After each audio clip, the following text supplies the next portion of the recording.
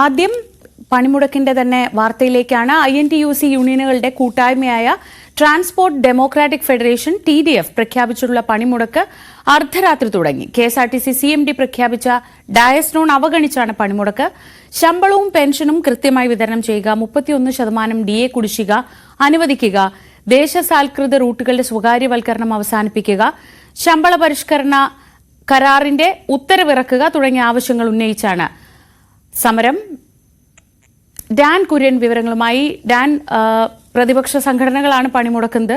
ഭരണ അനുകൂല സംഘടനകളൊക്കെ വളരെ സജീവമായി തന്നെ ഉണ്ടാവും, പ്രവർത്തിക്കും എന്ന് കരുതാം. എന്നാലും എത്രത്തോളം സർവീസുകളെ ബാധിക്കാൻ ഇടയുണ്ട്? ഇപ്പോൾ ദിവസം തുടങ്ങുന്നതേ ഉള്ളൂ, ആളുകളൊക്കെ അതൊക്കെ പുറത്തിറങ്ങി തുടങ്ങുന്ന ഒരു സമയമേ ആയിട്ടുള്ളൂ. എന്നാലും എത്ര കണ്ട് ഇത് ബാധിക്കാൻ ഇടയുണ്ട്?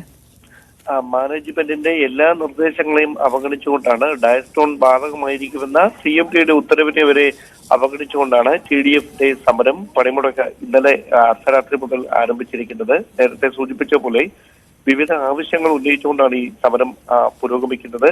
അതിൽ ഏറ്റവും പ്രധാനപ്പെട്ട കാര്യം, 5-ാം തീയതിക്ക് മുമ്പ് ശമ്പള വിതരണം നടത്തുന്നുണ്ടായിരുന്നു നേരത്തെ മന്ത്രിയും ഗതാഗത മന്ത്രിയും CMD നൽകിയ ഉറപ്പ്. പക്ഷെ അത് കൃത്യമായി പാലിക്കപ്പെടുന്നില്ല എന്നതാണ് പ്രധാനപ്പെട്ട ആക്ഷേപം.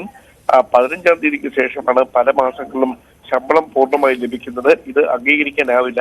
ശമ്പളം കിട്ടുന്നതിന് കൃത്യമായ തീയതി ഉറപ്പാക്കുക, അതോടൊപ്പം DA കുടിശ്ശിക നൽകുക, അതോടൊപ്പം ശമ്പള പരിഷ്കരണം നടപ്പിലാക്കുക തുടങ്ങിയ ആവശ്യങ്ങൾ ആണ് പ്രധാനമായി TDF മുമ്പോട്ട് വെക്കുന്നത്. മറ്റ് സംഘടനകൾ ഈ സമരത്തിൽ സജീവമായി പങ്കെടുക്കുന്നില്ലെങ്കിലും TDF മുമ്പോട്ട് വെക്കുന്ന ആവശ്യങ്ങളോട് എല്ലാ യൂണിയനുകളും അനുഭാവപൂർവ്വമായി തന്നെയാണ് പിന്തുണ നൽകുന്നത് എന്ന സൂചനകളാണ് ലഭിക്കുന്നത്. പക്ഷേ സമരം ഏതു തരത്തിൽ KSRTCയുടെ ദൈനംദിന പ്രവർത്തനങ്ങളെ ബാധിക്കുമെന്നറിയാൻ ഏതാനും മണിക്കൂറുകളിൽ കൂടി കാത്തിരിക്കേണ്ടതുണ്ട്. മാത്രവുമല്ല, മാനേജ്മെന്റ് പറഞ്ഞത് കരാർ ജീവനക്കാർ ഈ സമരത്തിന്റെ ഭാഗമായാൽ അവർക്കെതിരെ നടപടിയെടുക്കുമെന്നാണ്.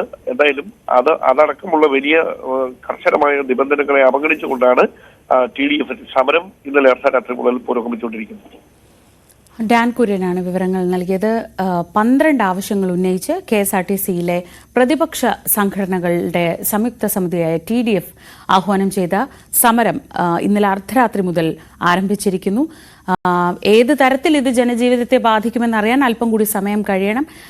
എങ്കിൽ പോലും ഇന്ന് ബസ്സുകളുടെ എണ്ണം കുറവായിരിക്കും എന്ന് പുറത്തിറങ്ങുന്നവരൊക്കെ ശ്രദ്ധിക്കുക. ഇനി നമുക്ക് മറ്റു വാർത്തകളിലേക്ക് പോകാം.